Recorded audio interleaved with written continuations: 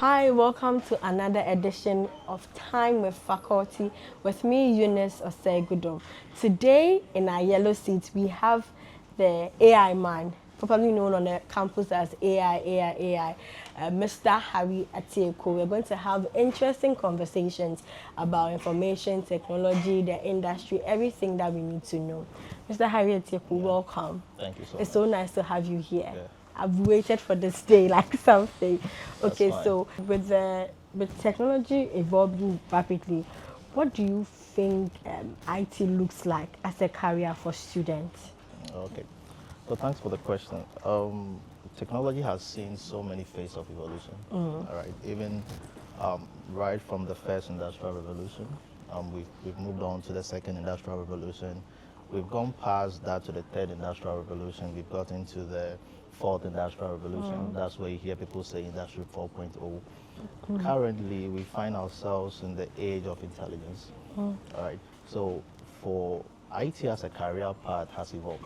Okay. All right. So for students who were doing basic IT, now you need to have a little feel of intelligence to it. And that is what emerges us into the era of artificial intelligence. Okay, so the career path for IT is very, very, very great. I mean, Okay. it's the best time to be studying IT. IT. That's what I'll say. Okay, so do you see IT transforming other sectors like business, like health, like communication? I mean, it has already been transforming those sectors. I mean, we've seen not really just transforming, I would say revolutionize. We've Okay. seen IT revolutionizing the health sector, even fintech, right, financial technology, businesses in the area of manufacturing. We've seen IT as a technology Okay. kind of transforming all these spaces. And it's just going to get better and better as it goes on. It means that there is more to learn if indeed you want to really have a career path or journey through that as well. Right. So, in your opinion, what's the most important skill any IT student should have before graduating? Well, important skill could be subjective. It depends on your interest, right? Because generally, we have IT, but we may have other people doing other technological stuff like engineering. Okay. Yes, so as not to make it appear as though everything is IT. But within the IT space, we have, it's either it is generally categorized into networking, software development, database administration, system administration, basically. So these are the career paths. Okay. And it depends on what you want to do What you want or to where you find your interest. So I wouldn't really say there is something much more important than any other thing. But you have to be a little bit all-round significantly. Okay. Because now you can't just say, I only know networking. I mean, companies wouldn't want to hide that. They want someone who knows a little bit of something but can still be able to master something. Okay. Yeah. So, how is artificial intelligence shaping the future of IT and the job market? All right, so AI is very broad. Anytime people talk about AI is very broad, and it's very important for us to know that AI has been with us for almost close to a century. Okay. Almost close to a century. AI has been with us for almost close to a century. The very reason why it appears to be the buzzword is because of the advancement that we've made in AI. Okay. All right, because we've got into the era where we have generative AI. Okay. And I think we even forgot to explain what AI is. Okay. The whole idea about AI is a field of computer science where we are trying to mimic the cognitive capabilities of humans. Okay. So we can see, we can reason, we possess intelligence, right? So we are trying to model that same intelligence, that same cognitive capabilities into machines. Okay. Right. And for several years, we've had some success. Okay. I mean, the area of we being able to see, we've had computer vision, natural language processing, and all that. The only thing that was left for us was we getting to the point where we are able to simulate the creative cognitive abilities of humans. That is where generative AI comes in. Okay, so AI has been with us, but now we are talking about it because we are in the era of what? Generative AI. Okay. So back to the conversation about AI, because everybody calls you the AI lecturer. Why are you so interested in the field of AI? So they really call me AI lecturer. Okay, I think I'll just take the crown. But I just want to acknowledge that there are seniors in that space. Maybe perhaps because of how youthful, exuberant we are. That's why you see us all around. But there are quite some senior lecturers who have been in the field for long. Okay. Why am I excited about AI? Because it appears to be the way now. Okay. Okay, not trying to be biased, but in my field, even with traditional softwares, for them to really thrive today, would have to be kind of remodeled to have some AI part of it, right? So AI is the way now. I Okay. mean, most researchers and most experts would even claim that it appears to be one of the greatest innovations that would ever happen to humankind. Do you agree? Well, okay, for now I would agree because Okay. I mean, nothing beats AI now, yeah. So I'm very much interested in AI because not only is it so exciting, but it has also opened my mind and my true self to how the whole human nature thing is. Yeah. So that's why sometimes whenever I speak about AI, if you are not very careful, you might think that I don't really see anything wrong with it. That is because I've really come to understand so many things. Okay. I understand how the way things work. Okay. So it's an interesting thing and it's an interesting space. And for someone in the field of engineering, I mean, for you not to be excited about AI and wanting to know more would mean that there is little you could do in the future. AI and Pentecost University, where are we? Well, that draws my mind back to what I feel like is whenever technology comes in, it disrupts.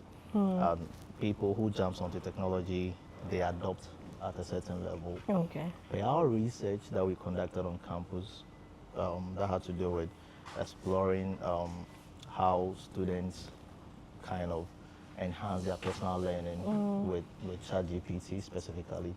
I mean, the results was very clear that students are already engaged in it. Okay. Right? So I would say AI in Pentecost University, we are there. We are there. Students are using it, Students lecturers are using it. Okay. And there is even that effort to even come up with more courses Okay. that kind of tailors around engineering. So we have these new courses that we've created, the engineering programs. And good for us, we even won the grant for which we are constructing the engineering village. So AI is just one aspect of engineering. It does appear that it's spearheading the way. But when you ask me, Pentecost investing in AI, we are there. Yeah, Because you have people like us here. Okay. So how important is innovation in your field, in the field of IT? How important is innovation? It's very, very important. I mean, innovation has always been the driving force of humanity. I mean, it was innovation that got us to the first industrial revolution. It was innovation that got us to the second industrial revolution. The same advancements in innovation that got us to the third and the fourth. And even in this era, it's still innovation that is going to push us. So innovation is very critical. But one of the things that I would also want to point out is that innovation capacity is built over time. I mean, how many times haven't you heard people go like, oh, here in Africa, we are just consumers, we don't build. Yeah, I think that's kind of narrative people should slow down for us. Okay, when was the last time you owned a computer in your house? It took us years. Yeah. I mean, gone were the days we'd have to go and beg people to watch even TV or Yeah. even listen to the radio. So what it means is that we on this global south, it took quite a while for this technology to get to us. So Sure. it's going to really take time. But I see us really making strides. Okay. Okay, so all that I want to say is that innovation is at the heart of advancement. Okay. And that is the reason why the academic institution comes in as a very critical point, as a transition point for students and people who would want to have a career in that area. So looking at the rapid pace of technological advancement, what would you tell students who would want to chart this path for their career, stay competitive in future? What would you tell them? Yeah, steady like crazy. I mean, not even in the area of AI, which is one aspect I'll come to, but today everything is moving so fast. Yeah, generative AI has really accelerated the research process.